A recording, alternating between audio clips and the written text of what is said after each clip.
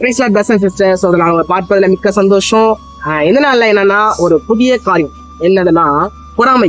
என்ன ப்ரோ பொறாமன்ட்டீங்கன்னா அதான் bro main. இந்த உலகத்துல நிறைய பேருக்கு பொறாமனாலதான் இன்னும் அப்படியே இருக்கிறாங்க. என்ன ப்ரோ பொறாமனா பிரதருக்குள்ள பொறாம, சிஸ்டர்ஸ்குள்ள பொறாம, ஃபேமிலிக்குள்ள பொறாம, ஃப்ரெண்ட்ஸ்குள்ள பொறாம. இன்னொரு காரியம் மெயினா என்னன்னா சர்ச்சுக்குள்ள ஒரு பொறாம. சர்ச்சுக்குள்ள என்ன பண்றாங்க, நிறைய பேரு பொறாமப்படுறாங்க.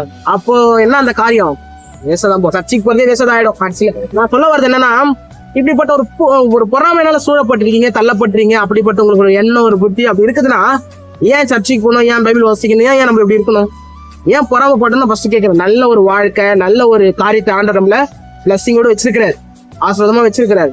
நம்ம ஏன் பொறாமப்படணும், ஒரு பொறாமைனால சூழப்படணும்? உங்களுக்கு ஏன் அந்த மாதிரி ஒரு தாட், ஒரு எண்ணம் வரணும் நான் கேட்கிறேன். சரிங்களா? அப்படிப்பட்ட சூழல் என்ன பண்ணாதீங்க, தயவுசெய்து தள்ளப்படாதீங்க, அப்படி ஒரு காரியத்தை ஈடுபடாதீங்க. அது தேவனுக்கு ஒரு பிரியமே இல்லை, ஒரு சித்தமே கிடையாது. புரியுதுங்களா? அதனால நினைச்சுங்க.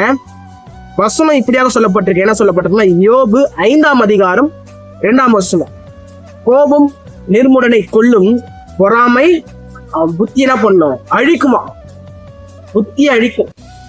உனக்குள்ள இருக்கிற நல்ல காரியம் கூட என்ன பண்ணும், அந்த பொறாமைனால அழிஞ்சு போகும். உனக்குள்ள நல்ல பேர் இருக்கிறதுனால, நல்ல ஒரு புகழ்ச்சி பெருமை இருக்கிறதுனால கூட அழிஞ்சு போயிடும்.